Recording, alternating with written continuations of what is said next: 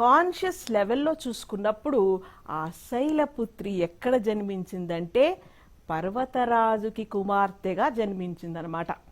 అయితే ఈ శైలపుత్రి పరమశివుణ్ణి చేరాలి అన్నప్పుడు ఆమెకి సూచనలు చేస్తారు దదీచి అని ఒక మహర్షి.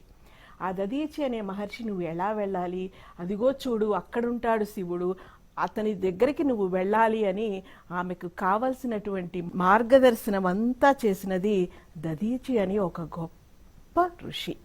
అయితే ఆ దదీచి చెప్పిన మార్గంలో ఆవిడ ప్రయాణం చేస్తుంటారని మనం అందరికీ తెలుసు.